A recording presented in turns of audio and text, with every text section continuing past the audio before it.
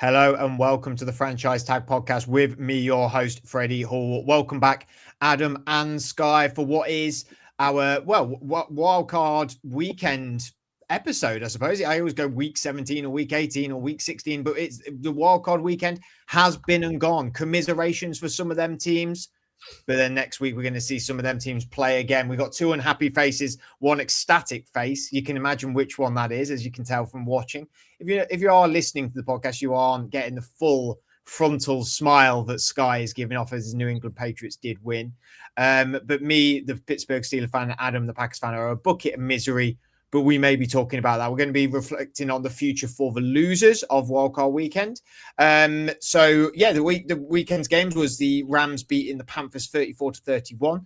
The Bears beating the Packers 31-27. The Bills beating the Jags 27-24. The 49ers beating the Eagles 23-19. The New England Patriots beating the LA Chargers 16-3. And of course, my Steelers lost last night 30-6. That is making a very scrumptious divisional round. 4 games coming this weekend. We are going to be doing a divisional preview later on in the week, which will be going out. So make sure you catch them. So we're not really going to focus on the next round today. We're going to be talking more about some of these teams that lost and what their future may hold. And we're going to begin this episode with one Philadelphia Eagles bye, as I have sort of jokingly titled this. I said that to someone earlier, and we've not even rehearsed this. I thought it's quite an easy one, isn't it? Is it a bit of a gimme? Can we sing it? Bye, Eagles, bye. Back to Philly on the way. I'm not going to carry on in case any obscene lyrics come out, but yeah, bye Eagles. Well, this team, like I said, they crunched out to the San Francisco 49ers at home, 23-19, losing that game. And it's been a frustrating season for the Philadelphia Eagles. It feels like a team, but before the bye week, only lost 2 games. I mean, they finished the season 11-7. They were 11-6. They played phenomenally. It's a good record. But as Adam, you sort of said before we went on here, they were booing the team before they were even losing. And it's not necessarily that I think fans are unhappy with how the season's gone. Maybe I actually there's an air they just don't like this team, right? It does feel a bit like that. Yeah, it's bizarre, isn't it? I can kind of understand where the frustration is coming from. I think that when we speak to Gareth in our WhatsApp chat with part of the podcast and, big Eagles fan, and you listen to what he says and how it is it is quite easy to predict what they're going to do. And, we were kind of having a bit of a laugh and a joke of it, but against the 49ers, it did feel like, okay, on the offense, first down, run straight down the middle. Second down, it was a screen pass. And it was like, we could see that. So I would hope someone like Kyle Shanahan could see that as well. So it kind of does, you can understand the frustration. But yeah, it does just feel like, I think very early on in the season, actually, they kind of decided that they weren't really happy with the OC. They weren't happy with the play calling. There was a lot of sort of problems with AJ Brown mouthing off about certain things. And yeah, I think they've kind of been a little bit like, we don't really like them and we're going to let them know about it. So it's bizarre. When you see that, though, like you hear the boos ringing round and you can hear it coming across the TV, and it's like you do realise you're actually still winning this game, like it hasn't completely fallen apart yet. And I can't help but feel like that's probably not a great environment for the players, that they are seeing that and hearing that from their own fans whilst they're still in the game and they're still actually winning the game. So I feel like, I'm not saying it's all Eagles fans' fault, because clearly it's not. There's clearly a lot of other things, and I think the play calling hasn't been great and the offense has struggled. But I can't help but feel that it doesn't help.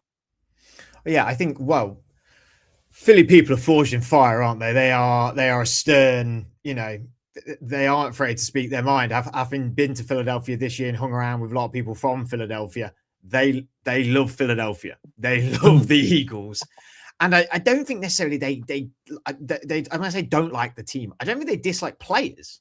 I don't think they dislike Jalen Hurts or Saquon Barkley or Cooper DeJean or Reed Blankenship or Jalen Carter. But I think they are very unhappy with the coaching, the moniker of the coaching. And yes, Kevin Petullo, the offensive coordinator, is getting a lot of the flack for it. But Sky, say tomorrow they fire Kevin Petullo, offensive coordinator. Does that take the fire off Nick Sirianni? Because it still feels to me, this guy, you got to remember this guy, since he came in 2021, he's been to the playoffs every year. He's won a Super Bowl and lost a Super Bowl, been to the wild card 3 times, lost every time, admittedly. The times he's been knocked out, he's been in the wild card. It's been 3 times, this time for the 49ers and twice for the Bucs. We did reiterate last week that they seem to do really well against everyone apart from the Bucs, but now the 49ers are added to that list. But is he gets a lot of flack. I think Sirianni's fine. Do you know what I find interesting? I don't know if either of you saw this, but Shady McCoy came out and said, do you know what I'm going to say? Yeah, Adam's nodding. I've seen it. Yeah, I haven't. So he came out and said that he did some digging with sources that he has, obviously legend of the Eagles.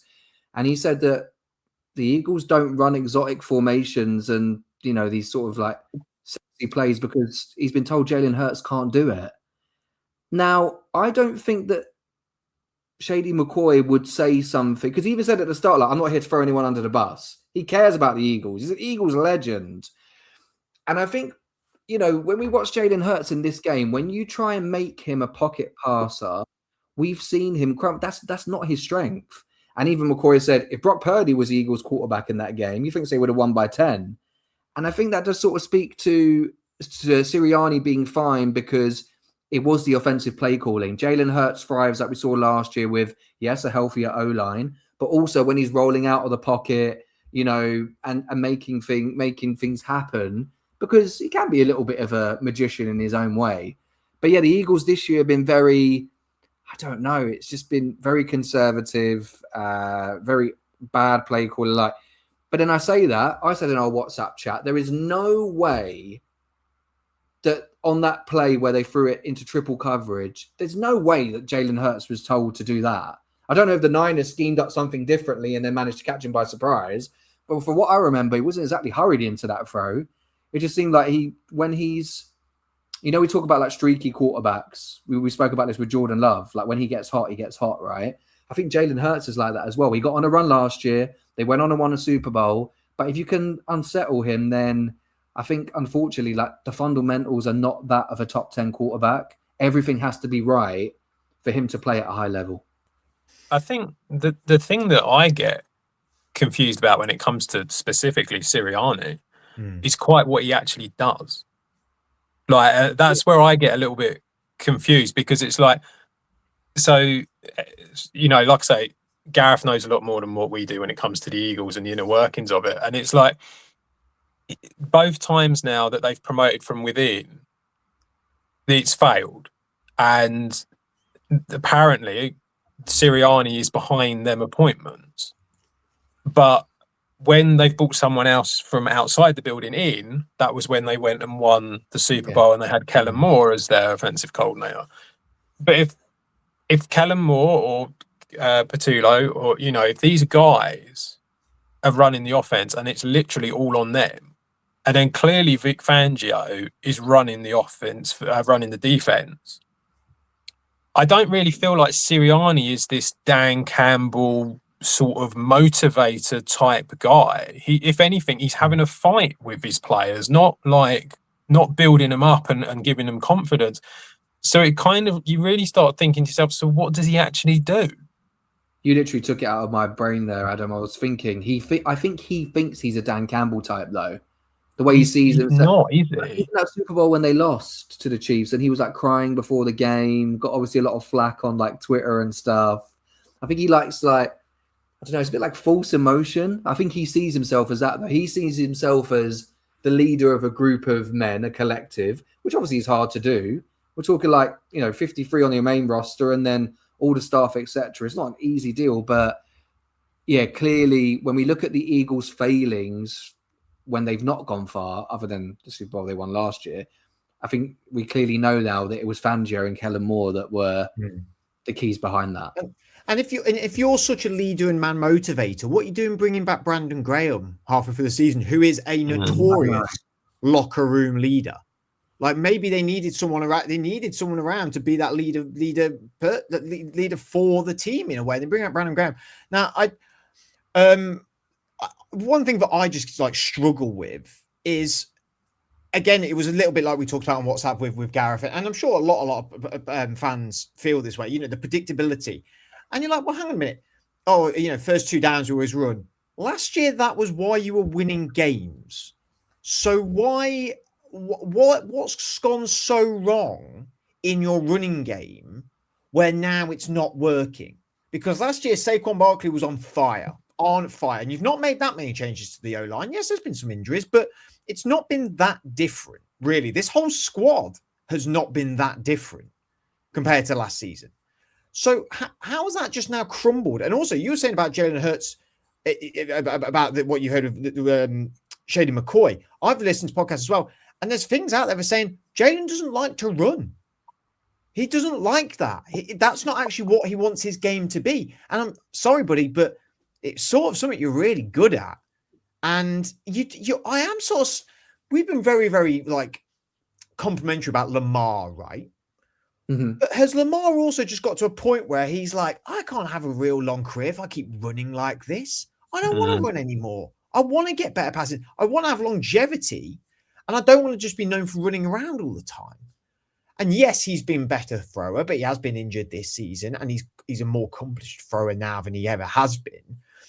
But maybe there is a bit of Jalen who goes like, I don't want to be known for a guy that scrambles around. I don't want to be known like Russell Wilson that moved out. Yeah, Russell started to try to become a pocket passer. It was like, dude, you were pretty good at just rolling out and getting the ball out. Like that's what you were good at. Like, if you're not willing to play to your strengths, then you're inevitably not going to be good. And I think we've always known that Jalen has his limitations.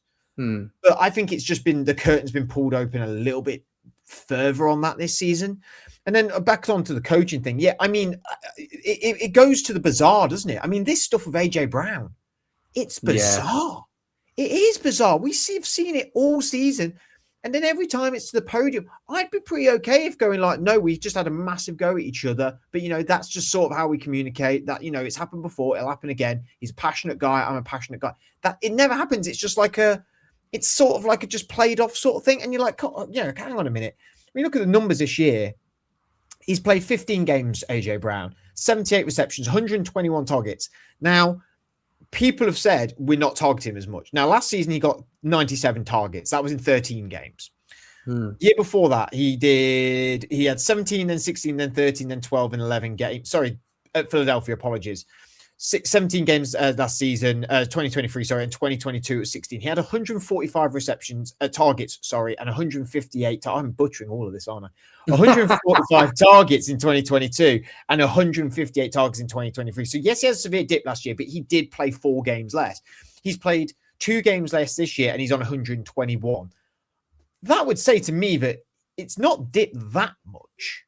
It's not dipped that much, but is it a case of in some games we've seen him be almost force-fed, and then some games completely neglected? And he's had 7 touchdowns this year. He's had 7 touchdowns for the last 3 years now. It was only 2022 where he had 11 touchdowns. So it's not like his game has been completely changing. I mean, he's still contracted till 2030 is when he's to a free agent. I mean, what's that? Because obviously the big trade rumor was he'd go to you guys, right, Sky? That was in the in the season. I mean, do we think he is going to be on the move at some point? I think this is the classic thing of we're talking about Patullo and limitations with Jalen Hurts in the offense. It's because Kellen Moore was scheming things up to get him open. And we've just not seen that this season. Like you said, the games he's been well have almost been the games I've seen AJ Brown play well this year has been, either give it to him in a screen pass and then, rack up the yak yardage, or as Adam would say, send him downfield and then he'll win a 50-50 ball. I wouldn't say it's been anything particularly creative. So I think that's where the frustration lies. He probably obviously believes in his own talent and is like, if I had better offensive planning, then things could be schemed up for me to get things going. I don't know. He probably, would he be on the trade block? I think the difference, obviously, with AJ Brown, he would go on to another team and still be, a superstar. I think with Jalen Hurts, I mean, I love Russell Wilson for years, but when you mentioned him there, when you talk about his limitations and he just needs to do what he'd be good at, he would struggle on other teams. People forget that in the NFL that a lot of this is schematic and things are set up for these guys to do well because of a number of years. And all right, intricacies might change, but there's still core elements in buildings which allow people to thrive. So I think for the Eagles, they want to keep AJ Brown around because we probably would see more of a decline from Jalen Hurts. I know there are these things about the targets, but he still keeps defenses honest by being their number one receiver. If he goes and then Dallas Goedert's getting double coverage, or Devonta Smith becomes your, wide receiver one, then I think really that will probably expose Hurts some more. Yeah. So before Adam jumps in here, just a little thing on the targets. Started the season 7-7-12, had 2 against the Raiders, and that was when it was like, what are we doing targeting 2 times? There was a bounce back for that where he got 13, 12, 10, 11. And it was like, that's the AJ, that's the media reaction of everyone criticizing it. And then he's gone to finish that season 3, 6, 9, 8, 9, 10, 8, 1. Like it's not double digit. I know it's not double digit, but there's a little bit of a cause effect here, isn't there? Sorry, Adam, please continue. No, my point is very much like, they're win now. So it makes very little sense to trade him away. They need to keep him there. They need to be able to keep on sort of developing around. And it's like, realistically, if you were to get rid of him, what are you replacing him with? Like, who's coming in that's suddenly going to be able to do what AJ Brown can do? Okay, it hasn't worked so much this year, but last year he did really well for them. It's like it probably does, as Sky says, falls down to the play calling. I think the idea of trading him away would be a bit crazy, but I think that he might want to get out. And that's where obviously it becomes a bigger problem, doesn't it? So I think that's the real issue that they're going to have to deal with. And if a team does come out and offer them decent trade, draft picks for him, then maybe you do, because it's just, you want to get rid of the headache. But in that respect, I could understand it. But for a team that wants to win now, it doesn't make any sense to get rid of him. To circle it back to Sirianni, just to add, I think, again, the coach holds weight to keep these things in check. Like Diggs probably walked into New England thinking, I'm my wide receiver one. All right, we won on the weekend. I think he had 1 or 2 catches. And not even just a Patriot example. Never seen Amon-Ra St. Brown or, even Justin Jefferson. He's had it's been a tough year. Never seen him come out and complain. He might have the bling and stuff, or even we've seen him in press conferences being, lucky in those situations. And I think they're all very, these things start to leak out when you don't have control. And that is, again, where the question mark, like Adam said, over someone like Nick Sirianni.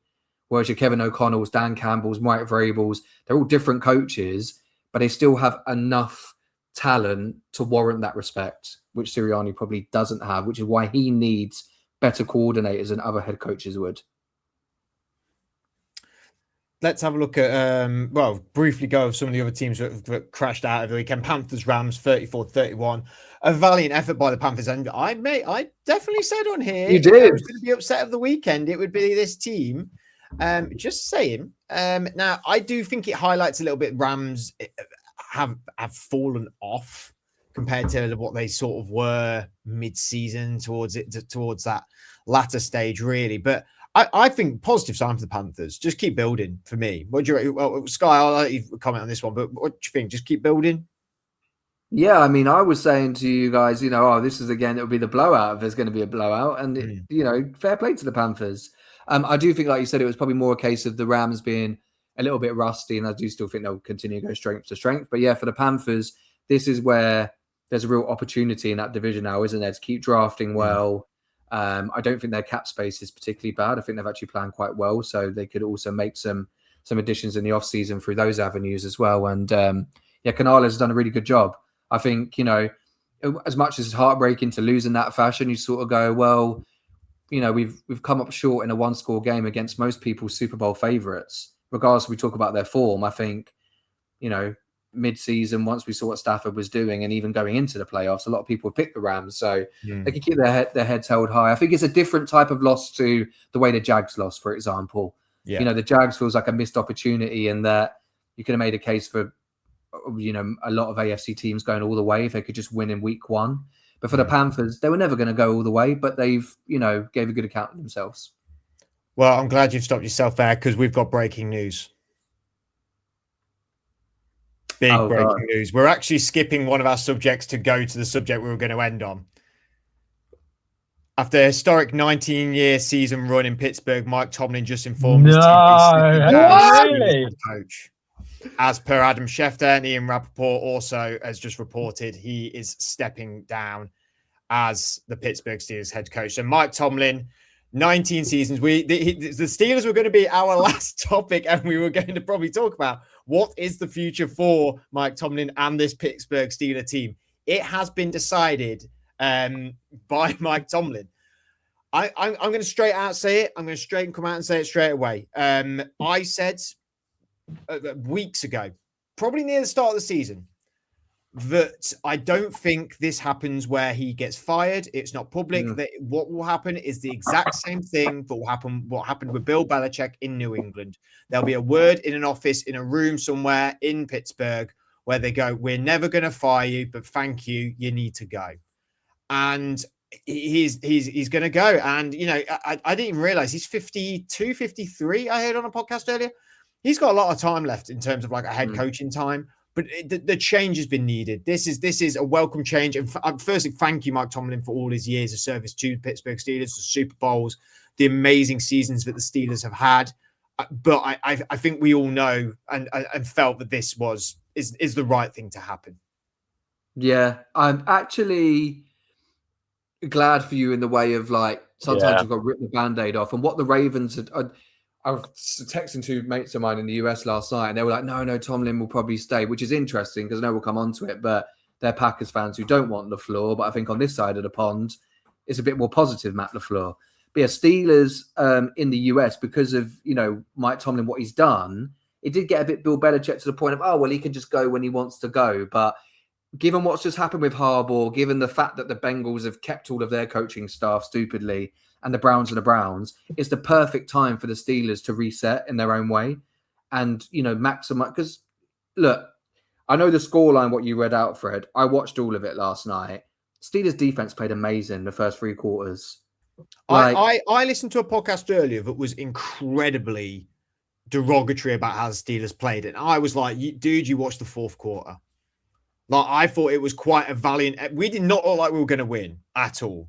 No, but the defense was it looked exactly like I thought it was going to be. Completely scrappy, horrible to watch, not that fun for either team.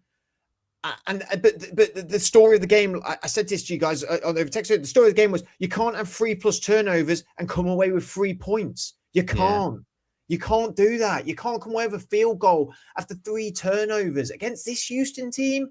No way. The defense is too good. And yeah, I think their offense looked a bit jaunty and a bit crazy last night. Didn't look quite right. But they will bounce back and they will look good. They had 2 turnovers. Yes, one of the turnovers was in the last minute and they got the touchdown. But ultimately, they got 2 turnovers and they got 2 touchdowns. You've got to play better than that. I mean, Adam, is this going to be now the 4th coach since 1969? Only 3 coaches before that: Chuck Noll, Bill Cowher, Mike Tomlin. After he joined in 2007, 19 seasons, like I said, taken to the playoffs 13 times, but hasn't been past the divisional round since 2016. And since 2017 has only been over 10 wins twice. We're accustomed to it being the 9-8, 10-7 Pittsburgh Steelers. What does this change signify to you? I think to a certain extent, it might be like what Sky says, that there's an opportunity here. And that the division is not great. and they've all, to a certain extent, they've all kind of struggled a little bit this year. And now you've got 3 of the teams looking for new head coaches. But yeah, I don't know. It's surprising. I just never thought he'd do it. I think that's what it is more than anything else. I just never thought he'd actually give it up. But you definitely did say after the Harbaugh thing, you were like, if it was ever going to happen, now's the time, because Harbaugh's got it kind of made sense. A big franchise is established. You can do it. You know. Yeah, it's almost like, in a weird kind of way, it's like you've got a 3-year for whoever comes in, because it is like, the Ravens are doing the same thing and the Browns are doing the same things. And I know that the Bengals aren't, but as we've said, we haven't exactly been complimentary about Zach Taylor over the course of the last couple of years, and don't really feel like him being there is going to help them. So it kind of feels like it is an opportunity to reset and maybe take a year. I personally, I think this probably means that Aaron Rodgers won't be coming back. This feels very like we're going to start again. Yeah. There's a slight difference, because I'm going to sound incredibly hypocritical, because I'm going to say this now and then I'll say something later. I think this is the right move for the Steelers, just purely because he's been there for so long and it hasn't really happened in respect of like the last sort of 10 years or since the Super Bowl win. It hasn't really happened. I think a change was needed. The reason I'm going to sound hypocritical is because when we talk about the Packers, I will say the complete opposite. But tenure is different. The tenure, exactly. That's what I mean, and that's why I'm saying what I'm saying. I don't know if you can find a head coach who is going to automatically take you over the top and get you playoff wins, but I think you could maybe get a head coach who has the potential to do that in time. Does this now become instantly the most desirable job? No. Your choice of whatever quarterback you want. Yeah. What's draft capital like? You could clear out, restock your draft capital. They're fine for draft capital, but there's no where the Steelers are, you're not getting a quarterback. If you do a year, I'm not saying get your quarterback sorted this year. I'm not saying that. But what I'm saying is, if you brought a coaching when you've got 3 years to make us look like we're going in a direction, I think it's an interesting. To be fair, Fred, sorry, I know me and Adam both said no then. I think we probably said no more in terms of like the roster. But actually, in terms of the franchise, it is probably the most desirable one that you'll be given time. There will be a very thorough, exactly. You'll be given time. Whereas, you go to Atlanta, all right, there's plenty of playmakers. So like Mike McDaniel goes there, but if it don't work, it might be gone within a year or 2 years. Whereas in Pittsburgh, there'll be a very thorough process because of tradition.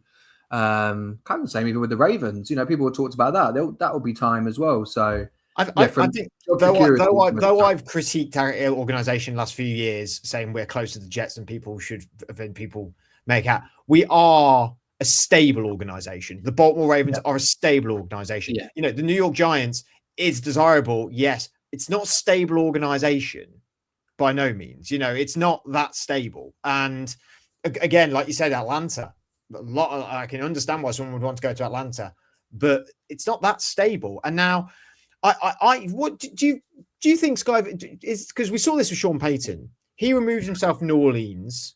Again, might have been a quiet conversation, or always saw the writing on the wall and went, I'll get out quick. As a year out, comes back with Denver, been fantastic, had his choice of job to go to, and was always going to get that. Tomlin now walks away from this. Do you see him going straight into a head coaching role? Do you see him doing telly? Do you see him just disappearing for a year? I can see him taking a bit of time, because I think Sean Payton was different in the sense that the Saints were always contending with Drew Brees. And we always know that Sean Payton obviously will pick his team because of how he is with quarterbacks, and upskilling their game. But I think for Mike Tomlin, I don't want to go as far as to say his reputation is damaged. But obviously, like when you ruled off the fact that there's not been many 10-win seasons, and last playoff run you guys had, I remember it was an AFC Championship game where Patriots won convincingly. I think he's desirable in that he obviously has done a lot in the game and there's a lot of respect. But I think also there probably needs to be a year or two of reassessment and then pick the right job. I think especially with the way that you exit the playoffs, you probably need to take a step back and see what he wants as well. Like you said, he might want a year out. Or Vrabel, people thought he'd walk into a job, and then he was consulting on. I was going to say the Browns. He was consulting. It was the Browns. On the Browns. It was the Browns. So maybe Tomlin will do that. Go have a different perspective at another franchise, and then come back and get a head coaching job in a year. What about you, Adam? I think if he wants a job, he can get it. Yeah, I don't think he'll have that problem. You've got teams like the Dolphins, the Raiders, the Cardinals, the Titans. I think they'd all love to have someone like Tomlin in there. Would he go to them though? Well, this is what I mean. If he wants it, then it's there. Yeah. I don't know. He's been there a long time, 19 years with no break at all. It does feel like a year out kind of makes the most sense, and maybe come back when there's some potentially there might be some teams in slightly better situations than these teams that are there. So that kind of feels like the obvious. But if he wants it, I don't think he'd have a problem. Because I sort of this is a bit like funny, but there's this old like sort of wrestling thing where like sometimes when you just are not, people are just not getting it anymore and not loving you and it's just became boring and stale. You just need to go away. Like you just need to be forgotten about completely. And that's when the wrestler returns a year later. He comes out and all the crowd goes absolutely potty because they've not seen him in a year. Oh my God, he's back. What's he going to do? What's this? And it's sort of a little bit, I feel the same with Tom. He needs to go away to get that stink off of him of, okay, yeah, you've never had a losing season, but you've not really had very good seasons the last 10 years. The offense has been stagnant. You couldn't get the quarterback right. There was no planning. There was a strewn of players who came through there. Yes, he's known as a great player manager, but we had massive player problems. Le'Veon Bell, Antonio Brown, players like that. He sort of does need to get, I think, go away. Don't go on telly even. Just be completely forgotten about a little bit. Just reset yourself. Keep your finger on the pulse. Keep your finger on the pulse within the NFL. And because let's face it, we know there is a whole echelon of things that happen behind closed doors in the NFL that we have no idea about. So keep your finger on the pulse of all the people you know in these teams. And like you said, Adam, 2026 might not be a great draft class. You come back in 2027 with a jar full of picks and a team that you're enjoying and maybe some good structure. You go into the 2027 draft going, you could go into the 27 draft at Cincinnati Bengals with Joe Burrow. Like that, I'm not even taking the mick with that. That could be a thing. There's going to be head coaches going into next season, but they're sort of on the hot seat now. We said it about Tomlin this year.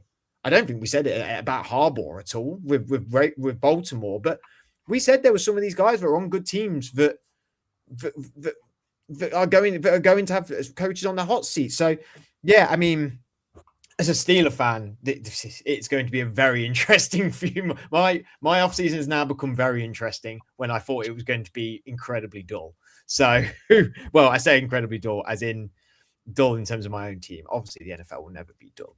Let's quickly talk about the other two teams that did lose over the weekend, the LA Chargers and the Jacksonville Jaguars. The Jags losing 27-24 to Buffalo at home, and the Chargers losing to the Patriots 16-3. I will put my hand up and say I was very, very horrible about the Jacksonville Jaguars and about how small market, quiet stadiums, not going to be like Buffalo. When that game kicked off, that place was rocking. You could hear it through the telly.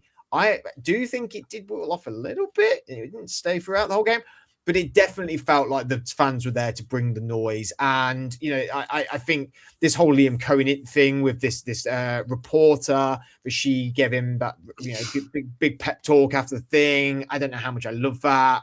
I don't hate it, but I don't think anyone does that to Andy Reid, but to Liam Cohen and the Jags, they sort of do. I mean, firstly, the Jags, Adam, they're going to be. I think they've got something going on here, haven't they? It would take a little bit of a collapse with Cohen here. I think Cohen's. It's year one. He's going to learn more stuff. They're going to have another draft cycle. They get back Travis Hunter next year. I think they're going to get some momentum, aren't they? Yeah, it feels like they're in a good spot at the moment. The defense is really good, and I know they gave up 27 points, but it's like it's still they played pretty well at times in that game, and they have done for most of the season, especially against the run. I wasn't overly impressed with the play calling during that game, I have to say. I think they didn't use the run anywhere near as much as what they should have done. It was clearly a weakness on the Bills' defense, and they just didn't use it enough. They put it in Trevor Lawrence. Potentially maybe some naivety. First time. Yeah, possibly. Anyway. And I think that you saw that from the quarterback as well, because there was times where he just made some really bad throws, and even at the very end, when basically he had a minute and it was like the first opportunity and he's literally chucked it straight to the defense, and it wasn't even like there was a wide receiver right there. There was an earlier interception from him, and the commentary was going on about how amazing the Bills defense had schemed it up to shock him, and that he didn't see it coming. And I'm looking at it going, he's right there. Like when he's thrown that ball, that defender is right there. It's like it's not. He hasn't suddenly sprung out of nowhere. I think there was some. You could tell that was a team that had not been in the playoffs for a long time, and actually, I kind of got the atmosphere through the TV as well. And sometimes I do wonder if there is an element of, and maybe it happened in Carolina as well a little bit, teams that haven't been in playoffs for a long time, and almost it becomes a bigger occasion than what it actually is. The occasion might get to you, sort of thing. Yeah, so I do wonder if it kind of almost like that beginning sort of, because at the very beginning there was some bad throws from Trevor Lawrence, and then he seemed to sort of be okay, and he wasn't as bad, and then at the end when it kind of all came on him at the end, it kind of felt like it didn't really happen. So. But yeah, they should be good for the next few years, certainly. On the flip side, Sky, Chargers only scoring 3 points against your New England Patriots. Obviously, you're very happy with that. But I mean, we were. You're going to hate this, but they are injury strewn. They are. They are. Their offensive line is injury strewn. When you were going to apologize, I thought you were going to do a proper apology. Because hang on, their center is ranked 41. There's only 32 teams. Leave them alone. I tell you, I don't know if either of you watched the second half. Their O-line was horrible, but the first half they played well above their level. He had time.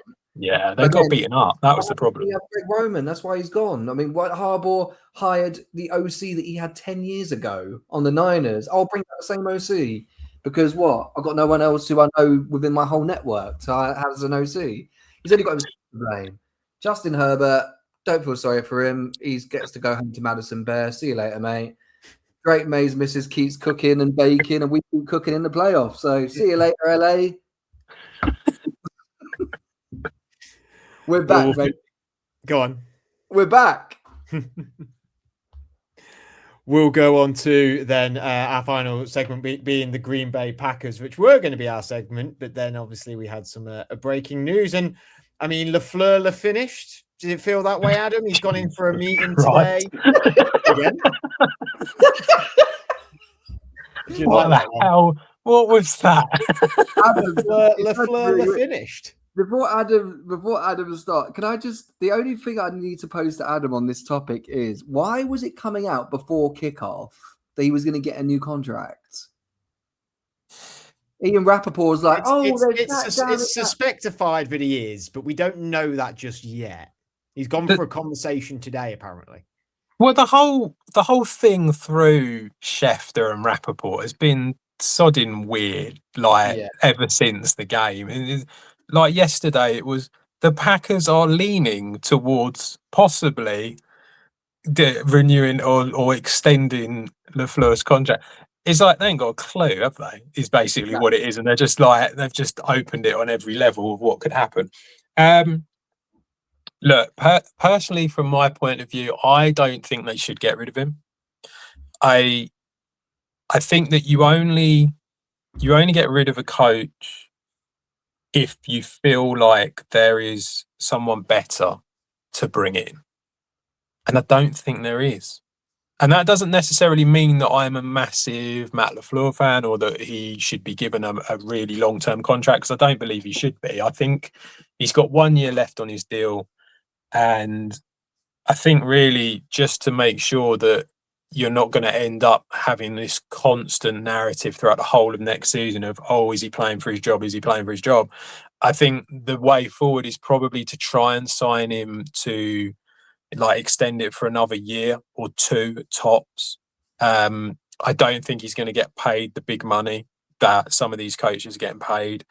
And already Rich Bisaccia's gone, which was kind of like his guy at special teams, and it's just not worked. So I think the organisation are kind of, it wouldn't shock me if they've kind of gone, look, we would like you to stay, but we need to make these changes. And I think keeping him is the way forward. I do think it is a very different situation compared to what the Tomlin one was.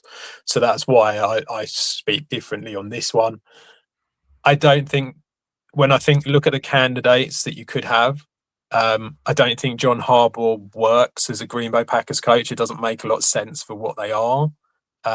He also hasn't got the Ravens over the top. So why would we bring him in to replace LaFleur? It doesn't make that much sense. And the only person that I could really sort of go, okay, maybe possibly there's a chance that you could take them over the top now, because they're in win now mode. So it's like the only person I could think of who could possibly do it is Kevin Stefanski, just because he has been in Cleveland with no quarterback, and yet he's managed to get that team in the playoffs over certain seasons. And you do sort of think to yourself, maybe he could, but there's no sort of definitive answer on that. So it kind of feels a little bit like stick with him and kind of hope that something changes, and that he sort of maybe there's an element of play calling changes. Maybe there's he I don't know, he does certain different things. I don't know. It's bizarre that they are building these leads and just throwing them away, and that's what is the problem. So it kind of feels like you can't really put your finger on what the problem is. Yeah, Sky, I don't know if you agree with me or something. I think he's getting a really unfair shake at this. I think I do not understand why the spotlight is on him and the hot seat is where he's at the minute, with some people and some fans saying he needs to go, and others like Adam saying that I think he should stay, and maybe, just for the time being. He's been there since 2019. He's been to the playoffs 6 or 7 years. He's been to the NFC Championship twice. Like, he's done fantastically well, I think, at the Green Bay Packers. Yes, he had Aaron Rodgers. Aaron Rodgers was an MVP twice under him. You've had a fantastic quarterback heritage in terms of you went from Brett Favre straight into Aaron Rodgers. You've gone into Jordan Love, who is not Aaron Rodgers or Brett Favre, but he's still a very good quarterback, and he's done well with him. And I find this very strange, to be honest. Yeah, it's tough because even Rich Eisen was saying on his show, I've had the same experience. Even when I was in Green Bay in September, people were like, oh, yeah, even when Parsons come through, yeah, but, is LaFleur the guy to get it done? I think when you are coaching a team where there's not much else going on in the area, has a lot of history as well. No owner. Yeah, exactly. So the fans get more input. Very, very good point. It's a case of you're wanting to get over the hump again, and we've seen that Jordan Love is capable. The Packers have lucked out. Well, luck is not the right, but 3 times now, right? Favre, Rodgers, Love. So again, no down years. But the 2 NFC title games that they were in, they lost pretty bad in both. the scoreline wise might not show it, but the Niners and the Bucks games, Packers weren't in it. And I think when you're in win now mode, this is where maybe sometimes fans get a bit greedy to the point of like, well, if we get back there before, like you said, you've had one of the greatest quarterbacks to ever do it leading the way. Now you might have a great defense. Is he the guy to get you over the hump? I think the thing that's actually played against him is getting into the playoffs and blowing the lead. If you didn't get into the playoffs, then you could easily blame it on, well, you know, the guy that we traded for, Parsons, who was unbelievable, was injured. Tucker Kraft emerging as probably a top 5 tight end in the league, does his ACL, and a very talented, but again, banged up wide receiver core. We've seen injuries on that as well. So just to sort of put the spanner in the works on this, we're seeing the same thing in San Francisco, though, aren't we? And it seems to be going okay. And it's sort of incredibly parallel situations considering their coaches that know each other very well. It is. That's the perfect point as well. And this is where the Packers fans will be like, oh, we can, you know, if we get someone else, we can get in. But I agree with Adam. I don't think John Harbaugh probably is the guy for. He's better suited for someone like the Giants. I think the Packers almost have to go a different direction, and maybe it's Stefanski or someone would be it. But if I'm looking at it objectively, I think with the success that you said, the body of work, fans are always going to have their opinions. With the body of work that's happened so far, let him have, touch wood for Packers fans, a healthy season with this team and see where they get to. If it happens next year and they're not as banged up, you might have, not has as many significant injuries, then that's a different conversation because there's a lot of young guys on that roster. So it's not like a year is going to change too much long term. They're still in a very good place, I think, with the pieces that are there. Do you think that's not talked about enough then, Adam, with the Packers fans? Is, we're pretty beat up this year. We've had Malik Willis starting. Our prize bullfighter in Micah Parsons was injured half the year. Like, you said it yourself, we're no way going to win in the playoffs. We're too beat up. Yeah, I think it has kind of just been swept under the carpet, and it's been swept under the carpet because we have put ourselves in winning positions. I think this is what the issue is like it goes to show that despite all the injuries, they are a very good team and that they should be able to deal with this. And so I think it kind of almost becomes, rather than they're injured and therefore that means that's why they can't win. It almost becomes, why is there this sort of the ability to put yourself in a winning position, but then there's that sort of soft underbelly where you just kind of like you let it go. And why does that happen? And why does that keep happening as well? That's the other thing. It's like, it happens once, it can just be a coincidence, can't it? But if it keeps happening over and over again, you do have to start questioning, is there an issue here? And I think a lot of people are probably going, well, that's the head coach then, isn't it? So I can understand why people are frustrated with him. I personally feel that the GM Brian Gutekunst has, some of the draft picks that have been brought in, the inability to, some of the sort of free agents, some have been great. I mean, Josh Jacobs, great. Xavier McKinney, great. Nate Hobbs last year from the Raiders, not really done much and didn't really do a lot. Some of the draft picks, I mean, Matthew Golden barely played at all. And then he turned up and played against the Bears and did well on Saturday night. But it's just that thing where it's a little bit like, you've made such this big thing about drafting a wide receiver in Green Bay for the first time in forever. And it's like, yeah, but did we really actually need to do that? Because you've basically not played him until the last couple of games. So it does feel a little bit like, well, that was a waste. You could have gone and got a really good, run defender. Because as soon as Devonta Wyatt went down injured, the run defense just disappeared. And it's like, as soon as Micah Parsons got injured, the pass rush disappeared. It's like, you do need to have depth as well. And so I feel like that's you can't blame Matt LaFleur for that. He's clearly not picking the guys, but I think he's getting a bit of an unfair rap by Packers fans, and actually it might just be the fact that they're just not that keen on him, and they think that they'd rather have someone else. I think it's that they want another fat Mike. That's what it is. We've had McCarthy, we've had Holmgren. We need another fat Mike. I was going to say, Adam, but this same thing did happen with McCarthy as well, though. What's the name? You know what we could do? We could get McDaniels and just feed him up.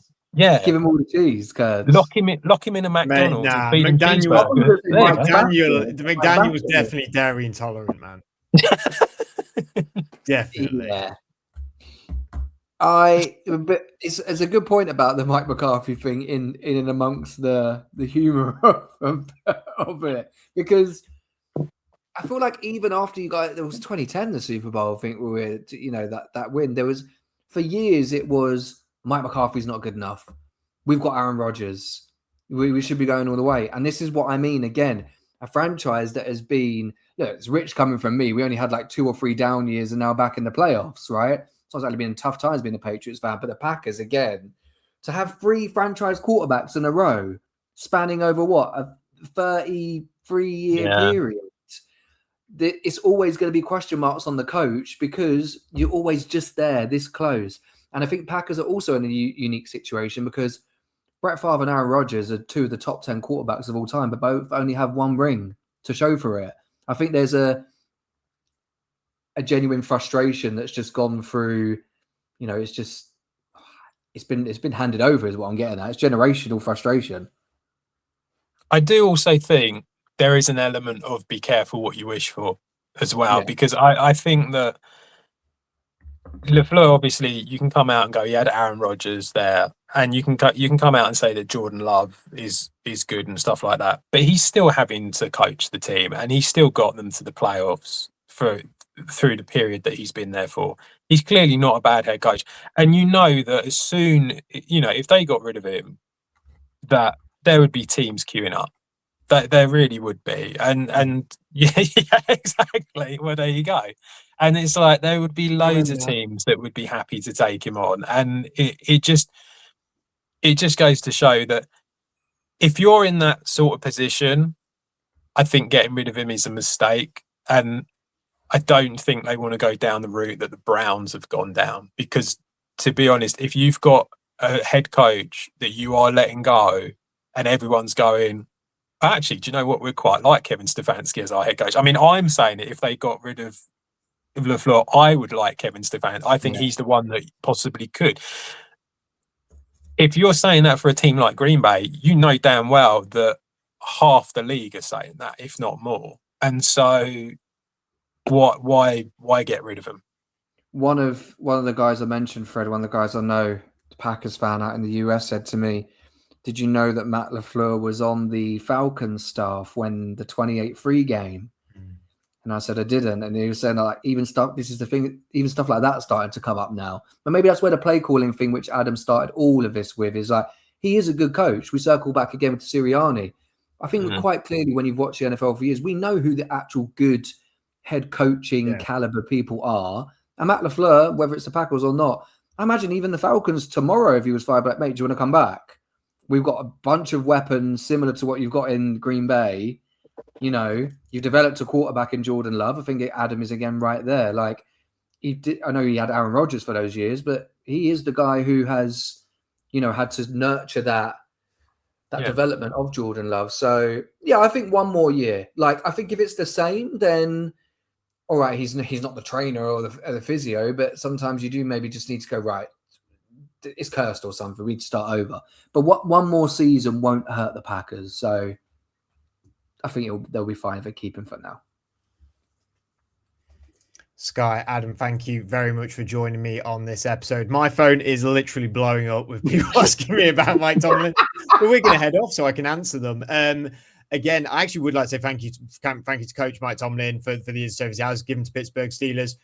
Also, the fact that this completely fell off the back of my brain, but I asked him a couple of questions and saw him in the flesh his last year as a Pittsburgh Steeler in Dublin this year. So that's pretty remarkable. And, very privileged to be able to do that and to go over to Dublin, Ireland this year and watch the Pittsburgh Steelers game. So Thank you again, Coach T. Thank you, Adam. Thank you, Sky. Thank you for listening or for watching. Make sure if you are watching, you subscribe to us on YouTube. Make sure if you are listening, you subscribe to us on whatever podcast platform you are using. Check us out on social media as well. We'll be back in a couple of days with our preview show, as well as the betting show at the weekend with Adam and Andrew. Until then, I hope you've enjoyed. We'll see you all again very soon.